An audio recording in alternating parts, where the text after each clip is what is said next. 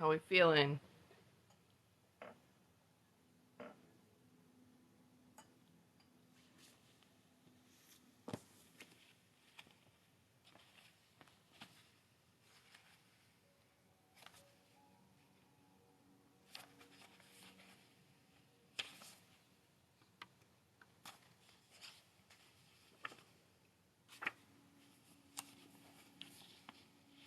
Motivated? Not motivated, motivated? We got 20 pages left of this book. I think we can do it today.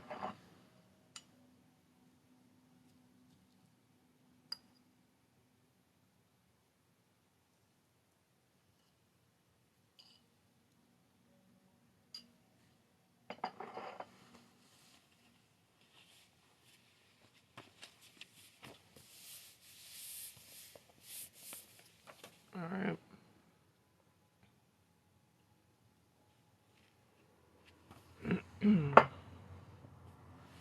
We ready to get started? Ready to listen to me for the next 20 pages?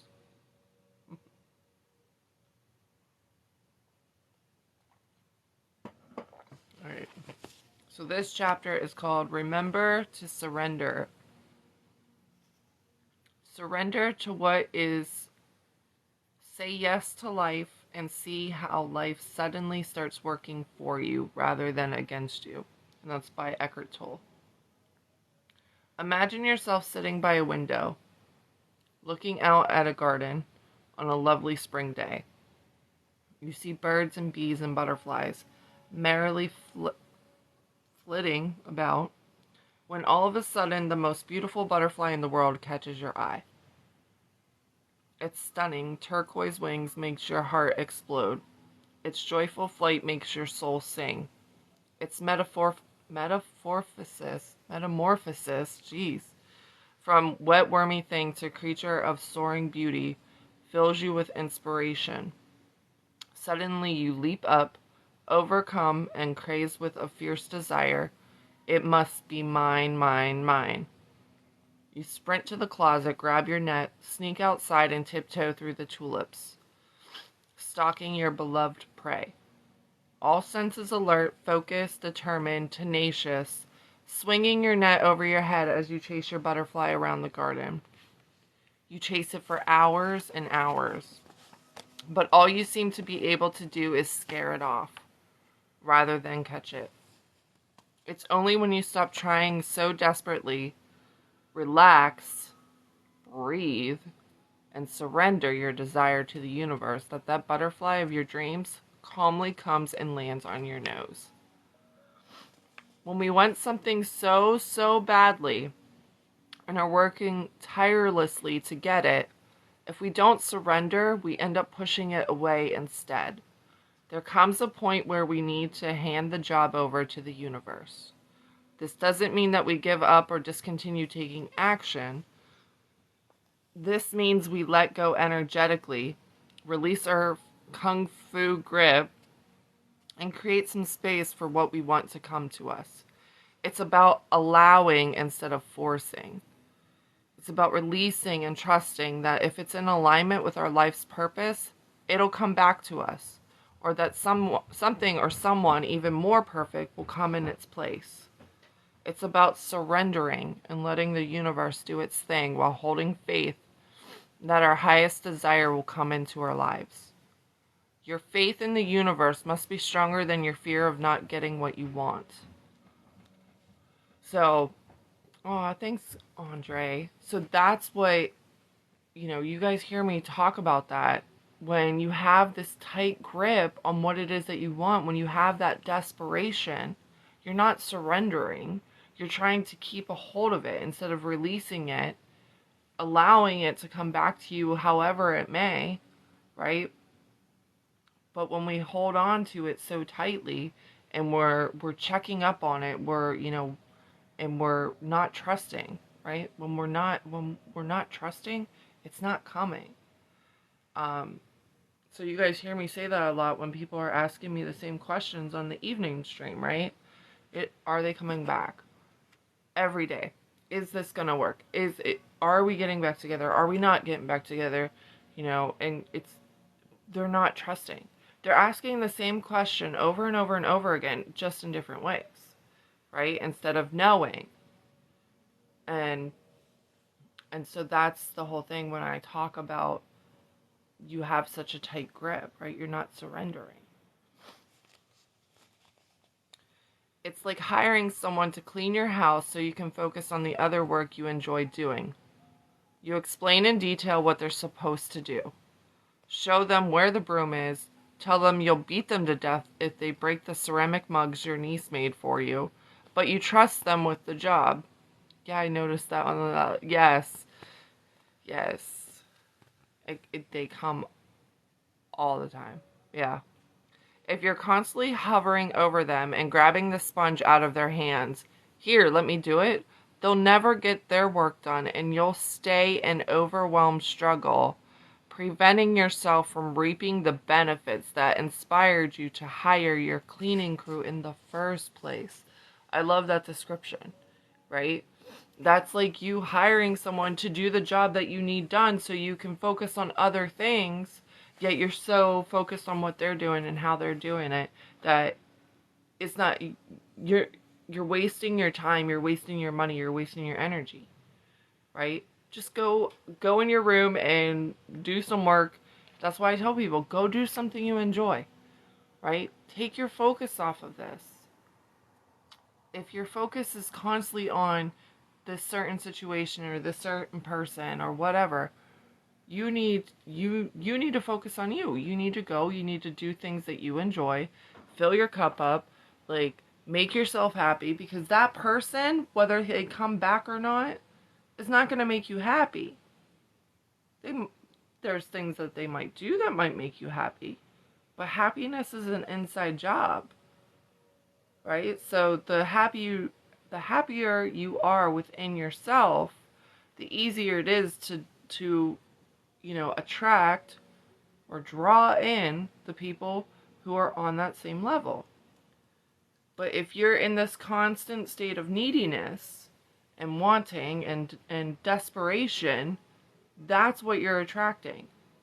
You're attracting more neediness, more desperation, and sometimes because you're so needy, right, you expect that everybody is annoyed with you and wants to get rid of you. So that's what you end up manifesting. So you have to surrender. Let the universe do the job you hired it for. You put in your order, right? We put in our order. We want to have a new car by, the new year. Like, and even then, like, we just want a new car, right? We want a new car. So we put our order in, just like you would on Amazon. I want this car, right? And you hit add to cart and then you hit purchase. When you put that order in Amazon, you trust that Amazon is going to package it up and bring it to you. They're going to deliver it to you, whether you're lucky and you have same day Amazon or not, right? You trust that it's going to come. Good morning, right? We don't sit there. I mean, there might be times where we check on it. And if you notice, if you check your tracking, it takes longer, right? Whereas if you don't, next thing you know, it showed up on your doorstep. Delegation is handing off what can be done by others. Trust one's self-decision to do so. Yes. Well, and a lot of people want that Amazon Prime one day or whatever.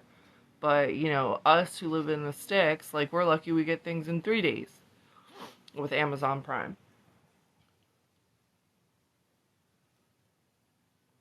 But at the same time, we know that it's going to get here, right? We trust Amazon more than we trust ourselves and the universe. How crazy is that?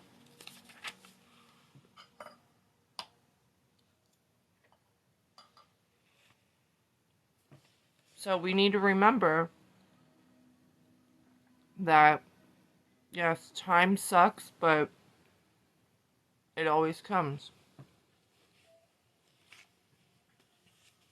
Miss Rory's trying to get to my food again. Alright. Surrendering is the part where you hand the job off to the universe. What often happens is that regardless of our best intentions and hard work, we're trying to control our circumstances by using limiting beliefs and old patterns. We think that we need to try and take charge of the situation, which is fear-based thinking, instead of having faith and gratitude and allowing the universe to deliver love-based thinking. In short, we think we can do a better job of manifesting than the universe can. Imagine that someone invites you to a party. They're all excited about the big old rager, are fully certain that it's going to be awesome, and are truly delighted by the thought of having you come. They extend the invite with much glee and merriment, and a deep desire to see you there, but with zero pressure. They know if you come, it will be awesome. They know if you don't come, it'll be awesome. Oh, good. I'm glad.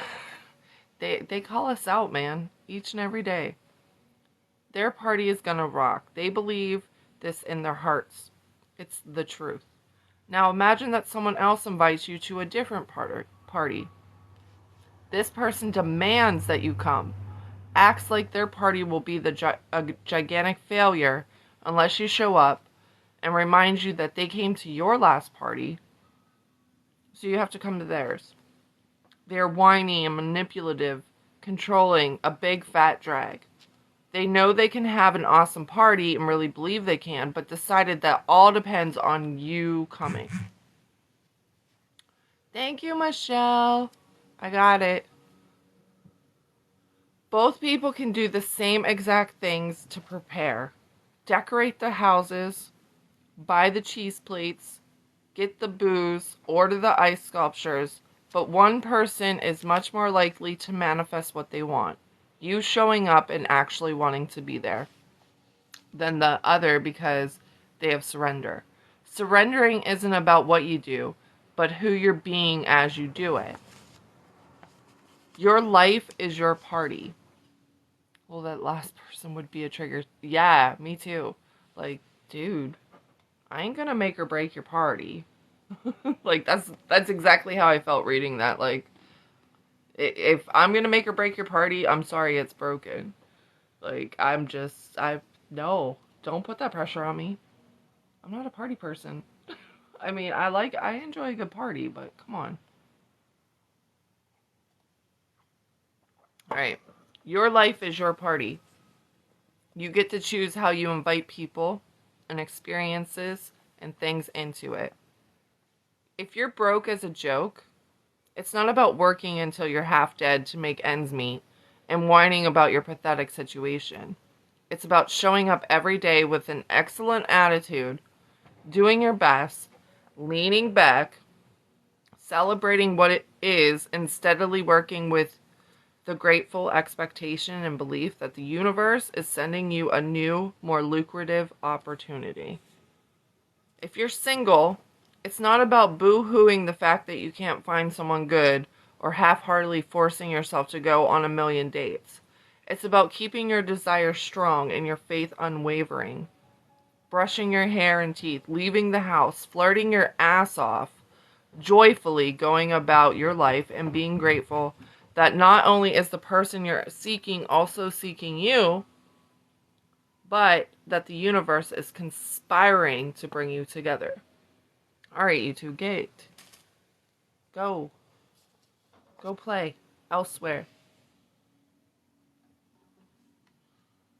Oh, Jesus, they're gonna climb into my couch. Alright. Doubt is resistance. Faith is surrender. Worry is resistance. Joy is surrender. Control is resistance. Allowing is surrender. Ridicule is resistance. Believing is surrender. Energy needs to flow or else it stagnates. Surrendering puts you in the flow. Not only does surrendering create the space to manifest your desires, but it opens you up to manifest good feeling experiences and things that are presently outside your realm of awareness, also known as miracles. As I mentioned before, when you are moving, come on, Rory, you're gonna go. As I mentioned before, when you're moving into a new awesome life that you've never lived in before, you can't expect to know how to get there because it's new territory.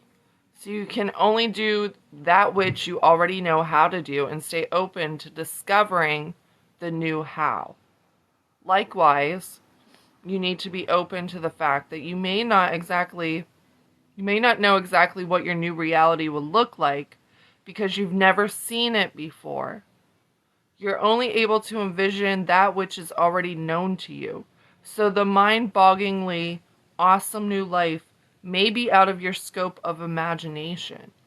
And by stubbornly holding on to the exact vision of what you want instead of surrendering, you set yourself up to miss out entirely on the very thing you're looking for. Sometimes your new reality will look just as you pictured it, sometimes totally different and way better. Here's the basic breakdown on how to surrender. Get crystal clear on what you desire to manifest. See it, feel it, taste it, fall in love with it. Believe it is already here. Decide you will have it. Inform the universe of your intention by behaving and thinking as if you already have it. Meditate, connect with your infinite possibility, your intuition, and source energy. Take hellbent, joyful, passion-fueled action. Be grateful that it's yours and that it's already here. Breathe, let it go, let it in. When you believe that everything you desire already exists, you are in a natural state of surrender. Surrendering is the free falling backwards into the unknown and trusting that the universe will catch you. And this can't be done from the place of lack or a place of mistrust. Taking off? Yeah. I'll be. Okay, I'm realizing you better come through, biatch. You have to give it your all. You have to give it all you've got and totally let it go for reals. You must fall back, have faith, be grateful, and wait. And while you're at it, love yourself. And the Mother Lode shall bestow her magic upon you. Okay, so that's the first chapter. What do you guys have for that, for surrendering? Anything? Does it make more sense the way she explains it? Kind of releasing it and letting it come to you? Because we can't, I always say it, you can't control the house. And I think she explains it well because you haven't been in that reality before. Maybe you have, but how to get there is going to look different each and every time.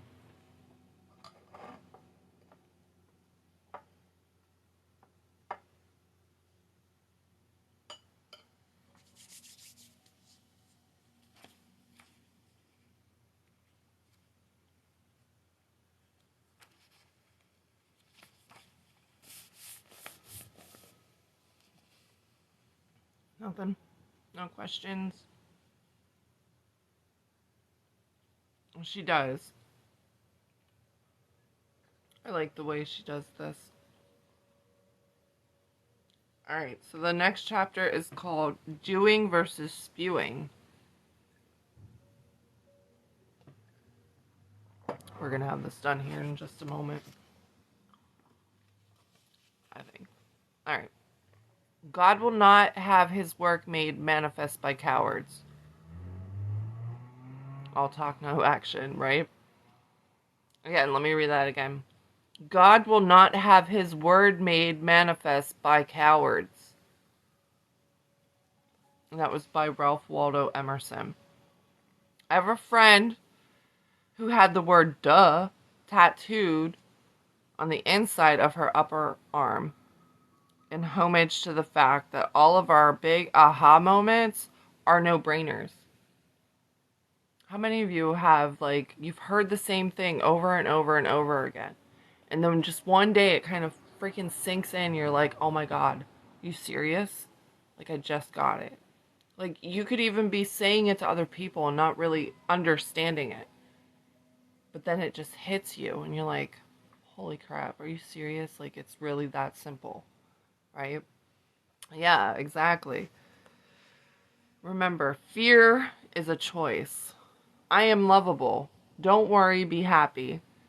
Every time she high fives or lifts her arm to see if she needs a shave, she's reminded of how often the sublime lies waiting in the obvious.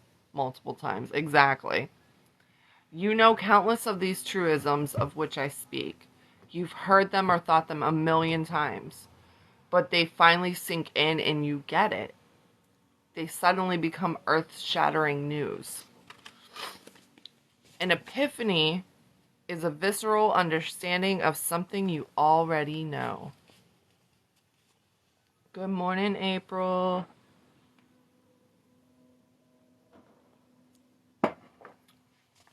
Once something moves from our brains to our bones, that's when we can use it to change our lives. The $1,000,000 question is, will we? Oh, the years people spend talking the talk, rolling out the shoulds, woulds, and coulds, attending classes, trolling the seminar circuit, and burying themselves in all sorts of shelf helpery before they finally, if ever, do anything with it all. There's a statistic that says only 5% of people who sign up for something, like a course or a seminar, actually do anything with it. And this includes very, very, very high-priced somethings, not just the money management class at the community college down the road. Excuse me.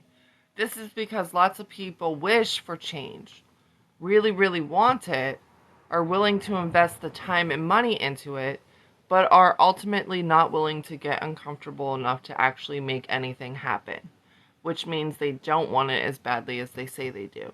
And that's what we discussed yesterday, too, right? Like, you really have to want it. You really have to want, like, non-negotiable, right? You want a fitter body, you have to get up 5 a.m. every day, work out. Like, you have to make that commitment to yourself. And so, yes, you invest time and money, but if you don't do what it takes, you take the action, you're still sitting where you were before. How are you this morning, April?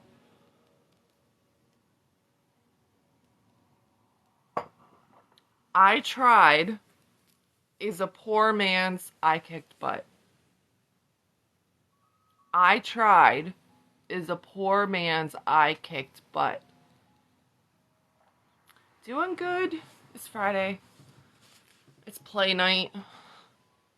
I'm excited and nervous for her, but it's going to be a good time. People who are successful are not only willing to get uncomfortable, but they know they have to make a habit of it. They want to stay successful. They keep moving through each new challenge instead of stagnating and settling. It is exciting. The muscle of kick-assery is like any other muscle. You have to use it or lose it. If you have one big breakthrough and feel like, I got this, I'm on it, and then sit back and wait for your long overdue stream of awesomeness to keep pouring in, you'll lose your muscle mass and fall back to the marshmallow state that you were in before you started working out. Keep moving. Keep growing. Keep pushing through obstacles. Keep evolving. You break through at one level, arrive at the next, and take another step up. Think of it as a video game, right? Whether you're old school or whether you're, newer aged in, today's realm. You have to complete each level before you level up, right? I don't care if you're playing Super Mario Brothers, right? And there's going to be tougher levels. You're going to have the boss levels that are going to be difficult, or if you're into, World of Warcraft, there's always new additions put on, right? You think you're leveled out and you're at the highest level and you know there's an expansion coming. Good morning, Ginger. So you know you can't get too comfortable, right? Because there's going to be more levels that you're going to have to defeat. It's the same thing with life. Each time you grow, you get to learn something new, which basically means you have to get uncomfortable again. Because when you arrive at a level you've never been at before, you're faced with challenges you've never experienced before. It's the willingness to keep pushing through new challenges, not shrink from them back into your comfort zone. That separates the successful from the unsuccessful. True Mario fans just cheap break or code break the levels. Some of them did, but I mean, just remember, like I remember playing Mario, and I'd be at that boss level, and I literally would get so anxious. Like, my heart would have been fluttering, like, am I gonna do it this time? I would get so close, and I would get so close, and then I would die, right? But that moment, when you beat that boss, right, you felt like the king of the world. You're like, yes, finally did it. I knew I could. I've been working at this for 2 freaking weeks. And you were getting frustrated before. Like, you would try it once and you'd lose. You'd probably shut it off. Alright, I'm not going to do it today. I know I'm not going to do it today, so why even bother? Right? Or you would sit there all day trying to beat it. And still failing. That's just like life. There's going to be days where you walk in and you kick ass. And there's going to be days, maybe even weeks, where you're trying your freaking hardest and nothing's working, right? But for whatever reason, the day you beat that boss, you're like, oh, let me try this. Let me try this, right? And you figure it out. Maybe you do find a cheat code, right? Get some Fibonacci numbers written on your wrist then, if you really want to go. I mean, they say they work, but, you know, you have to get uncomfortable. You're gonna get anxious. You're gonna get, worried and stressed and fearful. Like, your heart's gonna be pounding and fluttering. Right, but you still have to do it. Yep.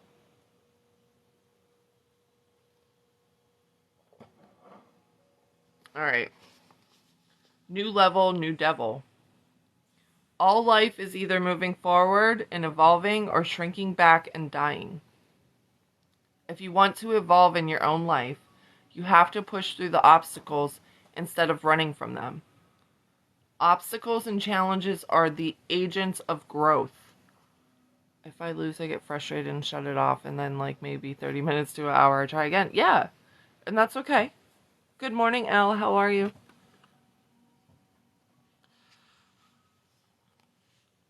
Nobody gets to be large and in charge without facing challenges and moving through them.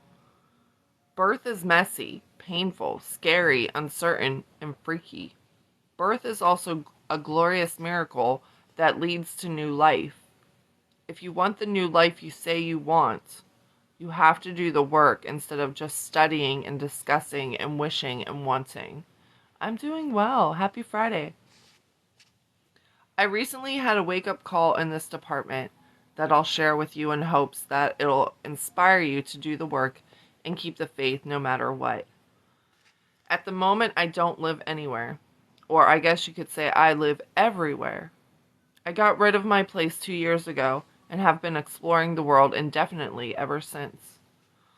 I've always loved traveling, and since all I need to run my business is my computer, a strong internet connection, good cell phone reception, and a sandwich, I decided to put all my things into storage and go for it.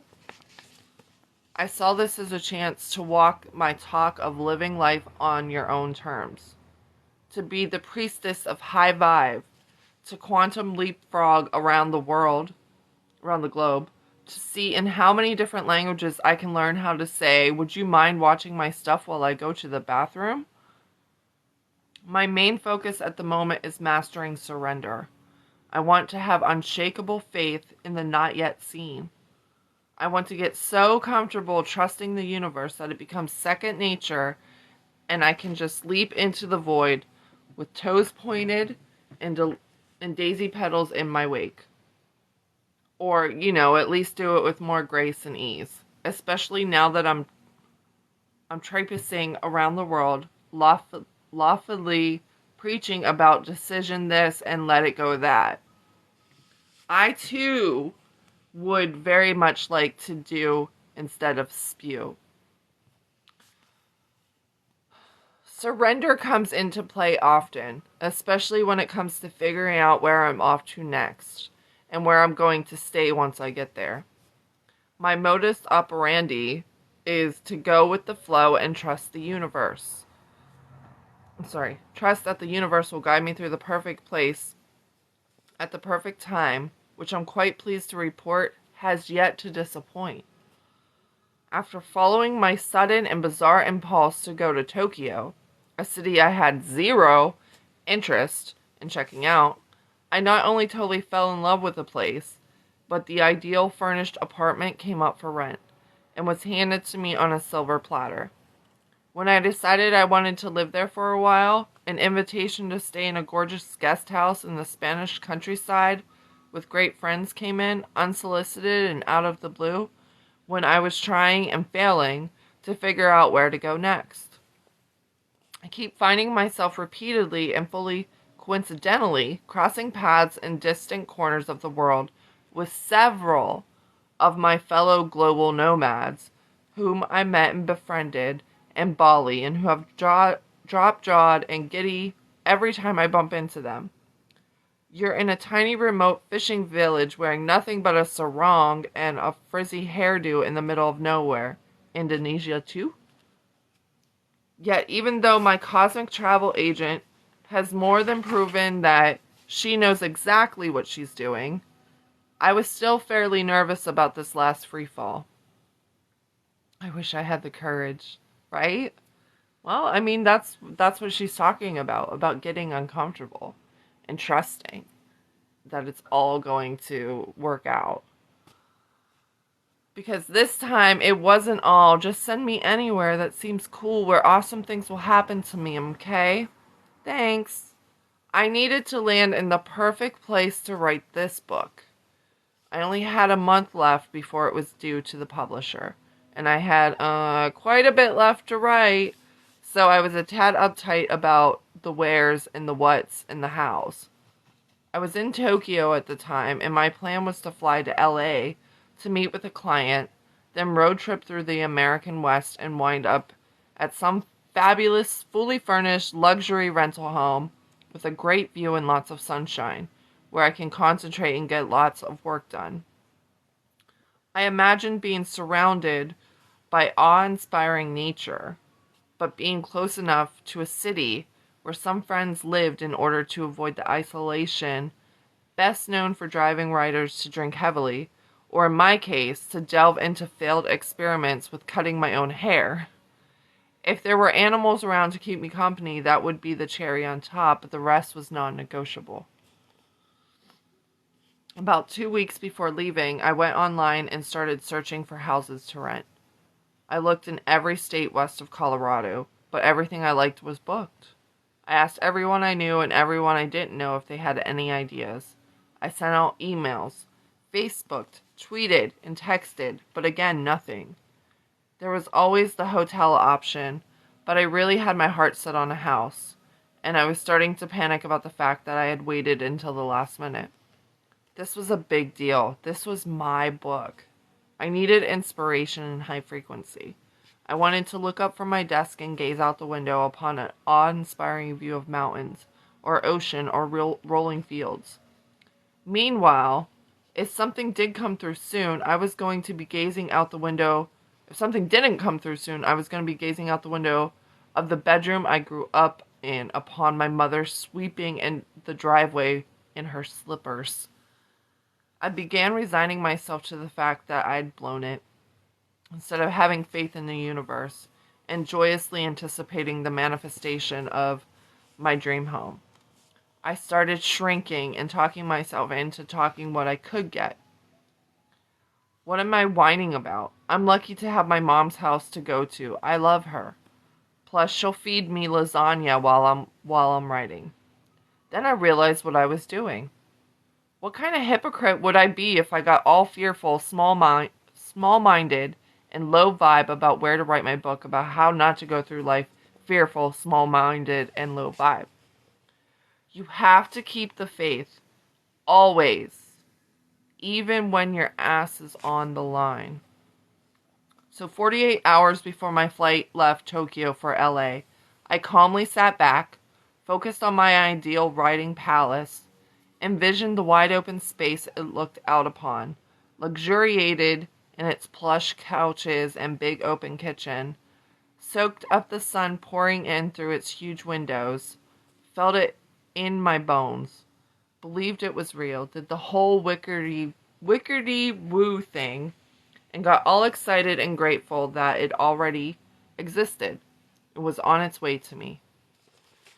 Then I sent out one more mass email asking if anyone knew of a great place for me to write a book, surrendered it upon the universe, and took myself out for a big fat sushi dinner to celebrate the awesome writing paradise that was about to land in my lap.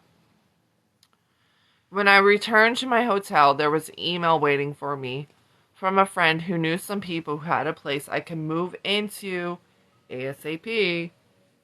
I'm pleased to report that I'm writing this in a big, luxurious, open, sunny, magnificent house with huge windows and spectacular views an hour outside of San Francisco, where 5 of my best friends from college live.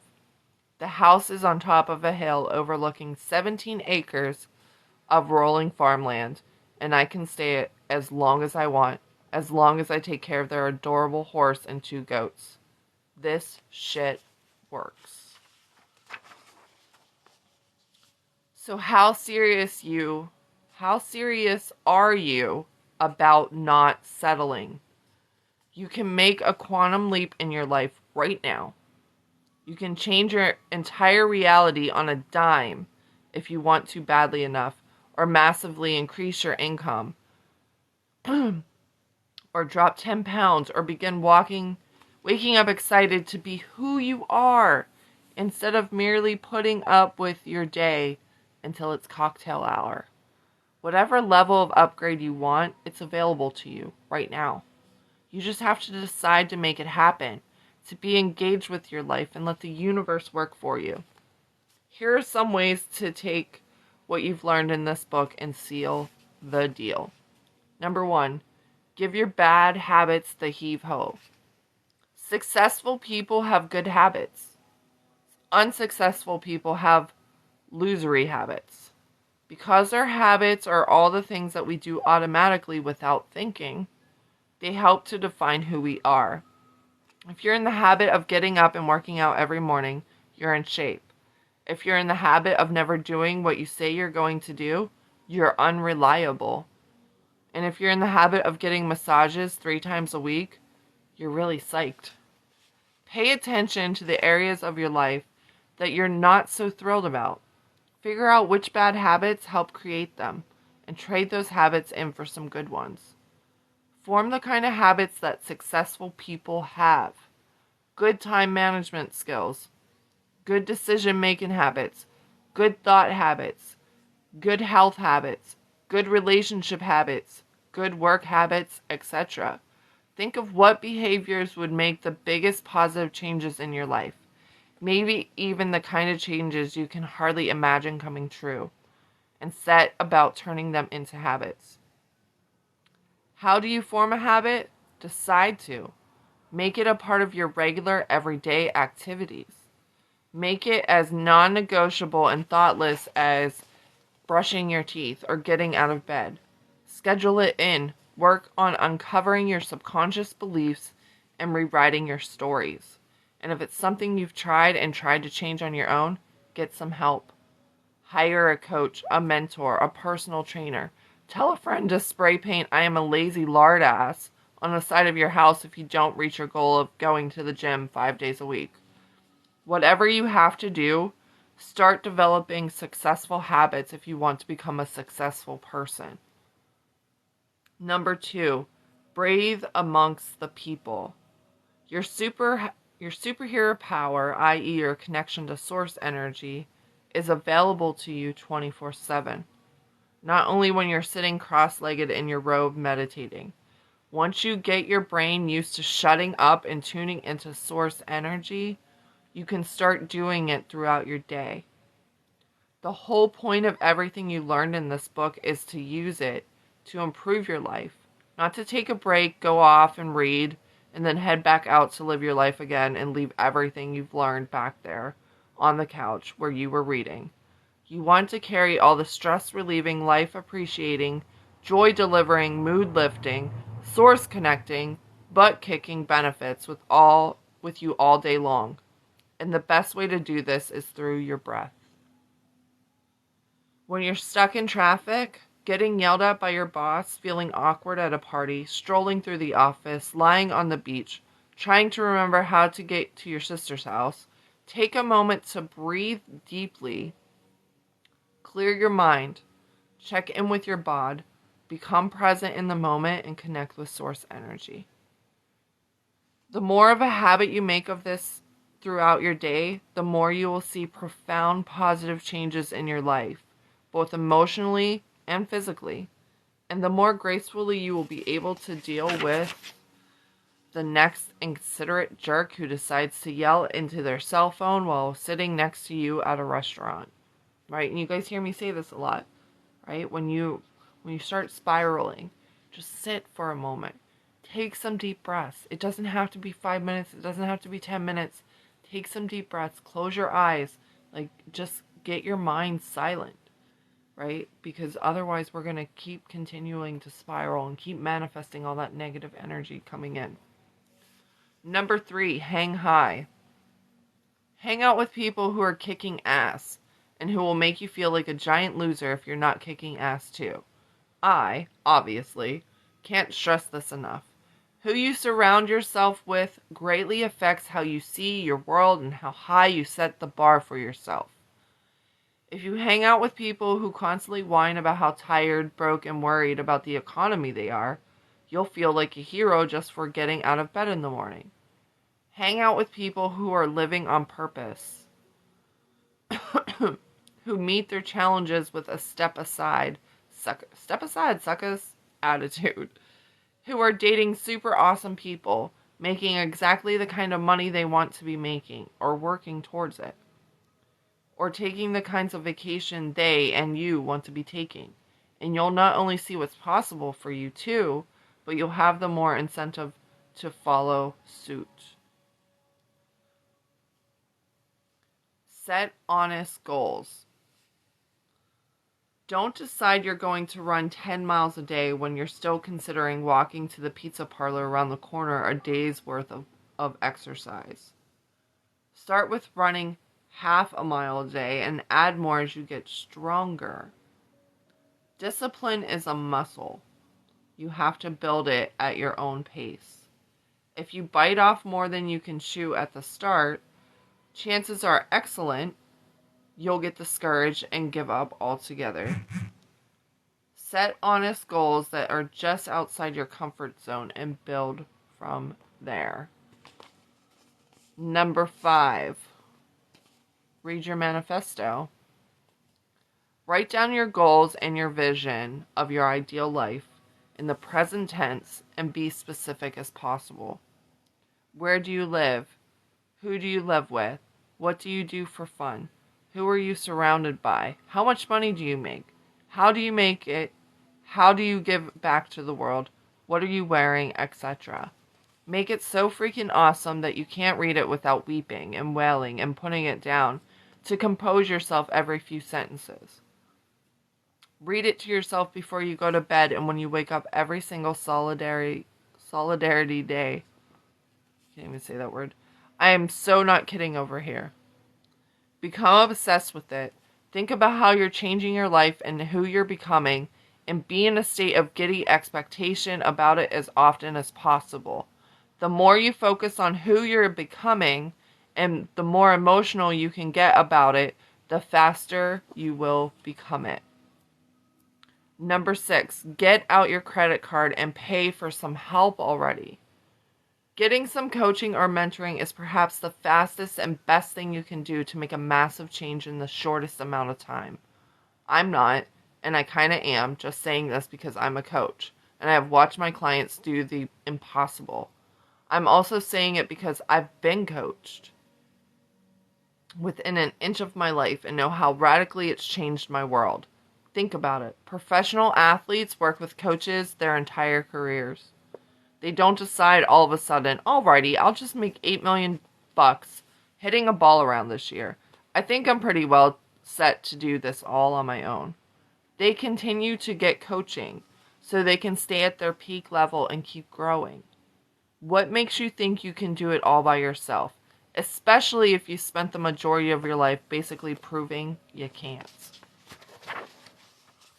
Number 7, get your body in on it. Your mind will follow where your body leads.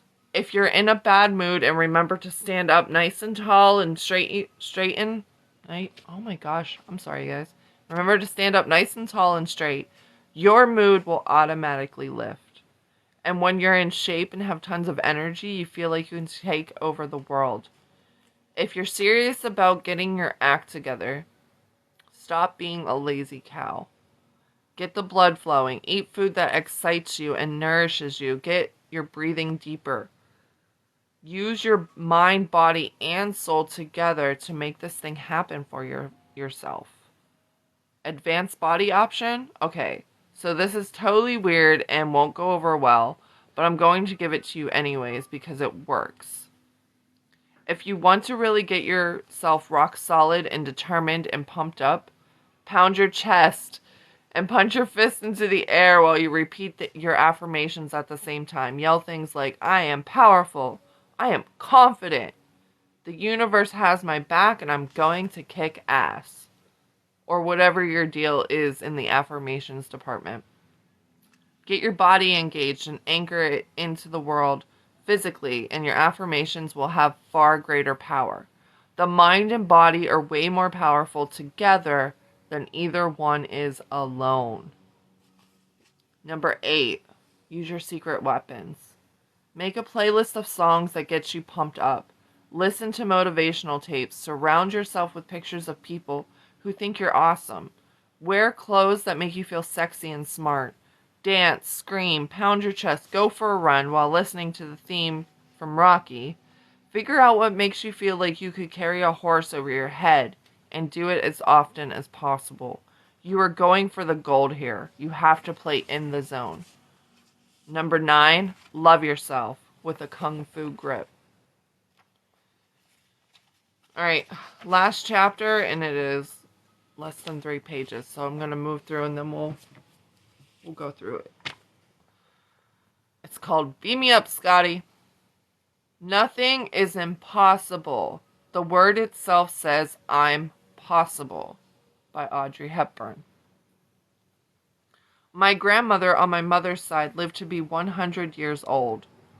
Nana was a waspy as they make 'em. Prissy, reserved, able to avoid confrontation with the skilled precision of an F-16 pilot. For as long as I can remember, she always looked exactly the same. She was eternally adorned in a cardigan, pinned together at the top by an antique brooch, her pink lipstick and sparkly brown eyes shining through a face full of wrinkles that erupted in a series of oh dears every time she laughed.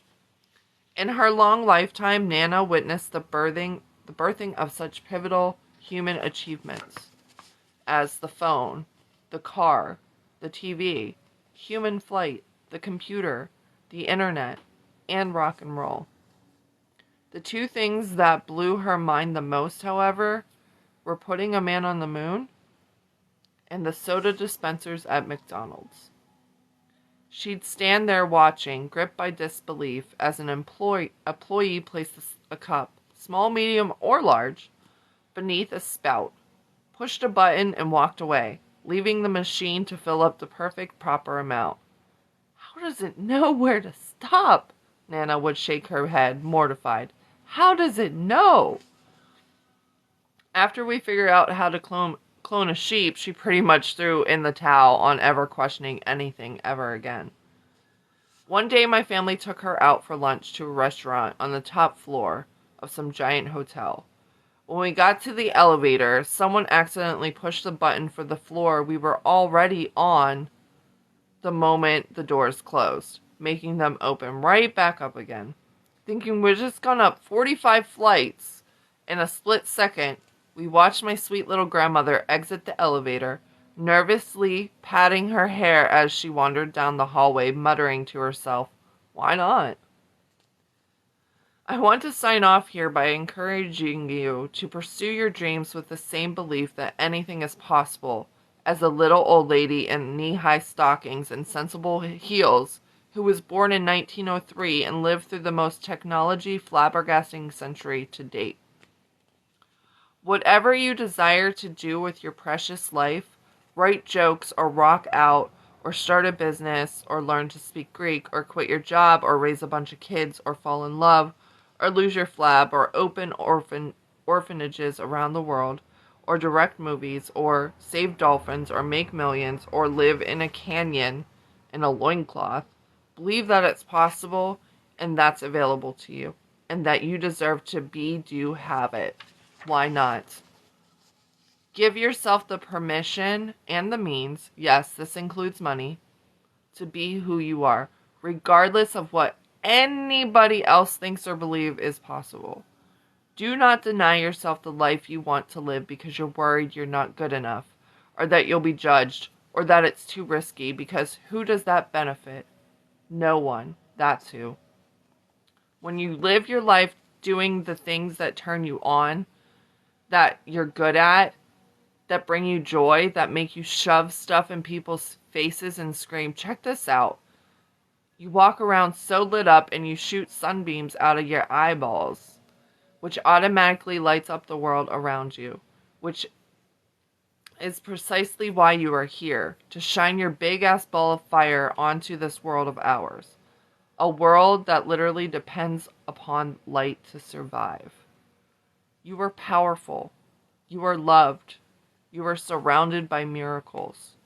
Believe, really believe, that what you desire is here and available to you, and you can have it all. Love yourself. You are a badass. That's the book, yo.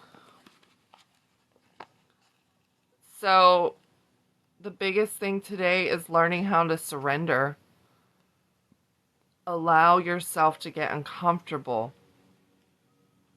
Allow yourself to take the steps, right? Allow yourself to trust in the universe. Anytime you find yourself doubting that you can have it, you have to go back in and, experience it again in your imagination. Switch it up a little bit if you have to, just like she did. She didn't know how she was going to get a house, right? She knew she wanted one, but she had tried and failed multiple times. And she went back in before she sent the email. She imagined the house. She sent the email. She went to dinner and celebrated, knowing that she had it, came back, and it was solidified. Right? These are the things we talk about. I don't care what's showing up right now. I don't care how many times you've tried. Right? If you can envision it, and you can believe it, and you can celebrate it, it can be yours that fast. Literally that fast. She had no idea what she was going to do. She might have been sleeping in her old bedroom, right? She didn't want to, but she could have. She could have settled. She could have not sent out that last email and just been like, all right, I'll deal with it when I get home. Knowing that when she got to her mother's house, of course, then she would probably be obligated to stay there.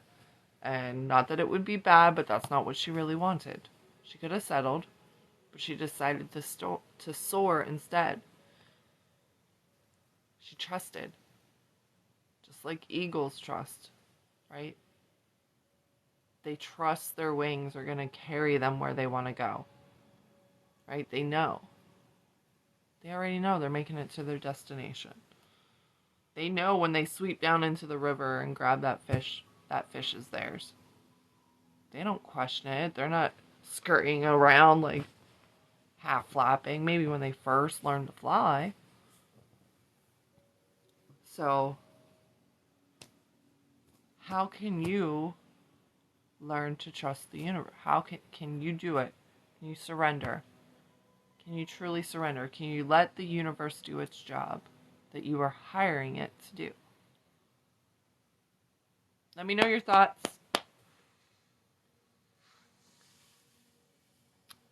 Did you like this book? Are you excited for the badass of making money?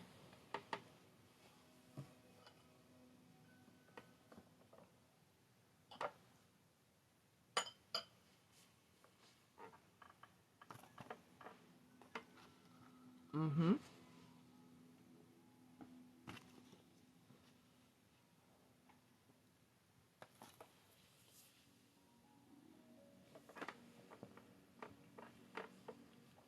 I mean, think about that too.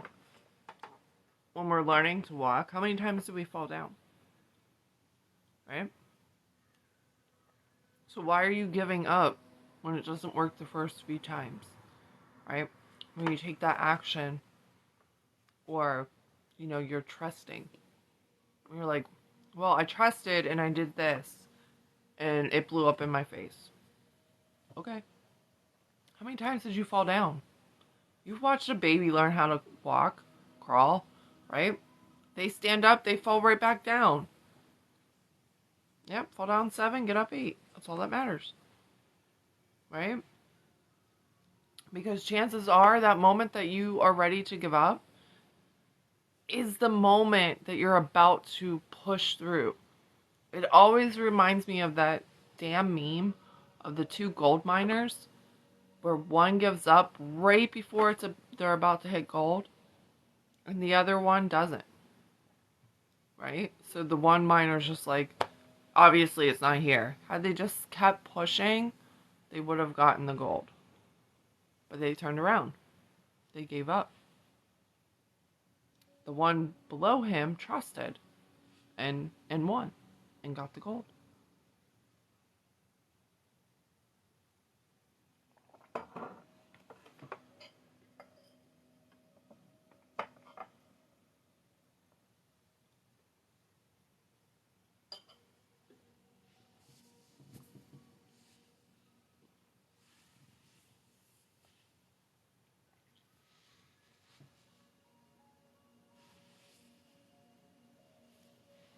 So did you guys like this?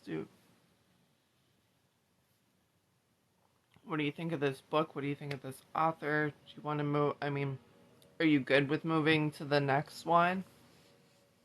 I really want your guys' input on here because I wanna do things that keep you guys coming back.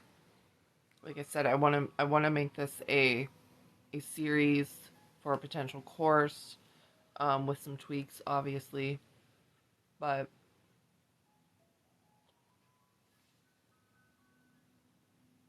I really enjoyed doing this. Yeah, I agree. We all are fun to be around. I really do enjoy, like, I seriously look forward to the morning lives. It gives me my dose of my personal development. Plus, it gets me out there, and I enjoy being around you guys. That's why I want to do something more interactive. I would like to see it on Zoom. It is. It's a great way to get your daily dose of self-development, personal development, right? Because you should be doing this every day. This pushes me to do mine. I've always enjoyed reading these types of books. So having others with me to do it, to even just listen to me is great.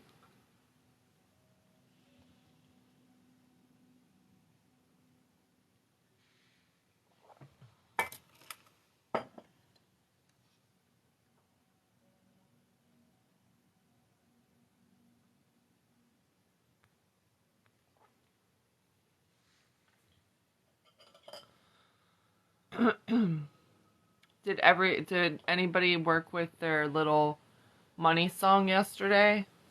Or write down your limiting beliefs about money? If you didn't, that's okay, because I'm pretty sure it comes up in the next book. But I went through and I did a couple and I changed them. I learned a lot that I need to work on. Well, and it's just working on it as you go too, right? Becoming aware and noticing and then changing it. Don't wait around. Change it now, right? Change a belief. If something's triggering you ready for the next book? Good. If something's triggering you, right? If someone is triggering you and you can find that limiting belief that's making you triggered, write the affirmation. Put it somewhere you can see it, right? Say it every time you look up. Like if you're working on a computer, put it on a post-it note, tape it to your computer or your bathroom mirror or whatever. So that way you can start removing it. Okay? Affirmations are great. I love them, but they're not everything, right? It's just a way for us to start rewiring our brain, our subconscious, okay? The work is in the feeling. The work is in the trusting. But it's a great way to, again, knock you out of that downward spiral.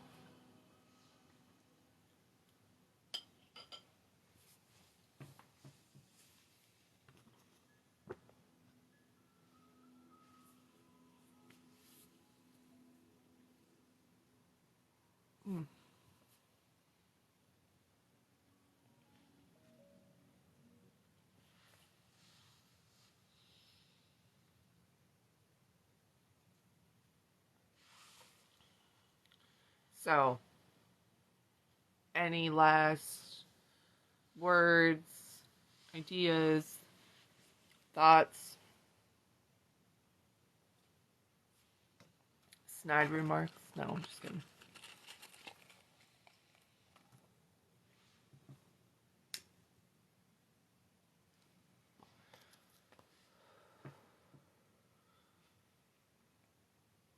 This one, we did those 3 chapters faster than we did yesterday's one. Yesterday's chapter was a lot. It was a good chapter. It was a lot.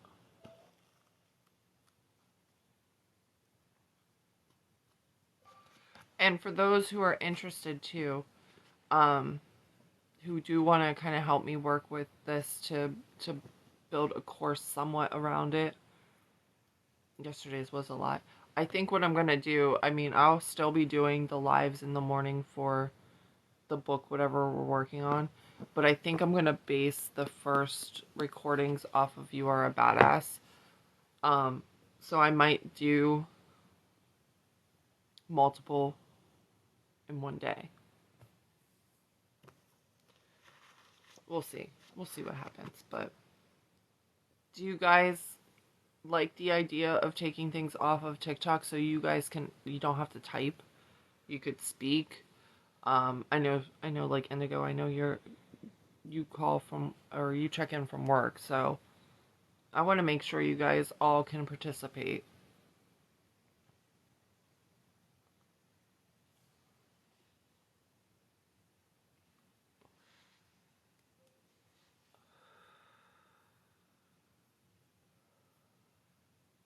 Yeah, because what I'm hoping for too is I can probably set it up to where I could stream on Zoom and YouTube. Or not YouTube, I mean TikTok.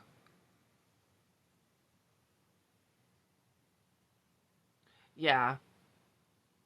You could still chat in Zoom too. You could, that way, obviously keeping it incognito and all of that. But yeah. So we'll work out the details with that as well. We might hold off until after Christmas because I'm hoping I get the nice ring light that has the 3 holders on it. TikTok and Zoom would be better. Yeah, I figure I might do that. Or, I mean, even if I just get another ring light, I can have them set up beside each other.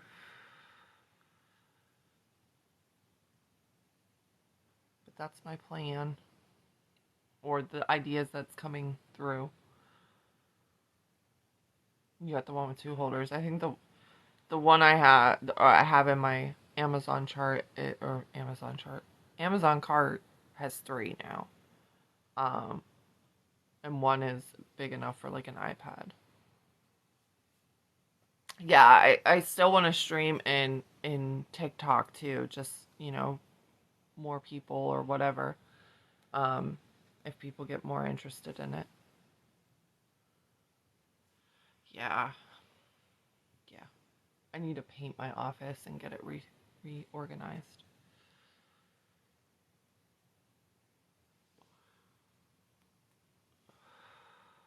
But I think that would be a good thing to do. So that way there's interaction. If we, you know, however we set it up. So I know it gets kind of boring just listening to me. Maybe it doesn't.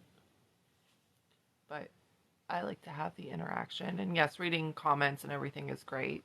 Don't get me wrong, but I know sometimes it's just easier just to speak. It doesn't take as long. There's not much lag. This and that, So, and even the other thing too is if we don't do Zoom, we can do Discord. So again, if you're not in the Discord, make sure you join the Discord. And we can do, although Zoom I can record with the subscription, so.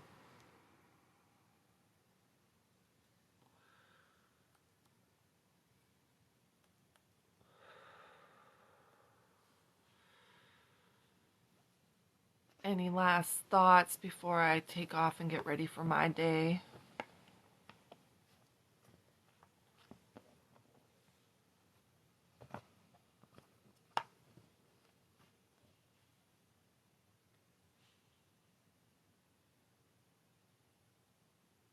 Kitty's taking her nap now.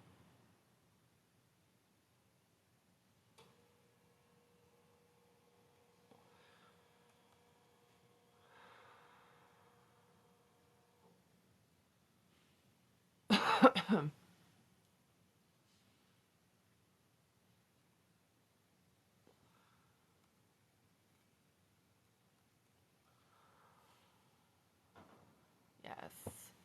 All right then. All right, guys. Thanks so much for tuning in. Thanks for joining me. And you installed Discord. Awesome. Yay. There's going to be a lot going in there. So we're working on it. I have some of the girls working on some stuff. So I'm sure I will be posting about it. I'm excited for it. If I could stream it, I would. They should do that, but they won't.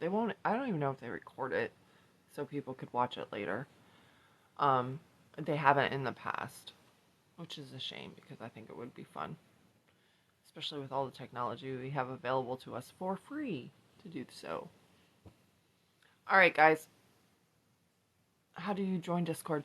If you go into my profile, on my Linktree, there's it says join the Discord, and it will send you it'll say, do you want to accept this invite? You click yes, and then it should prompt you to install it.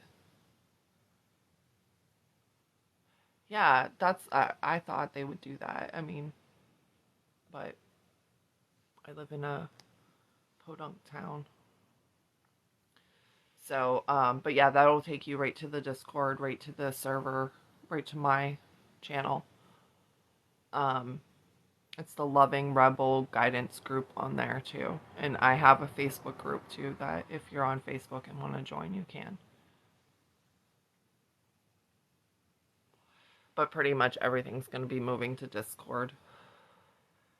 I'll be working through both, but a lot of the attention is going to be on Discord because it can be much more organized.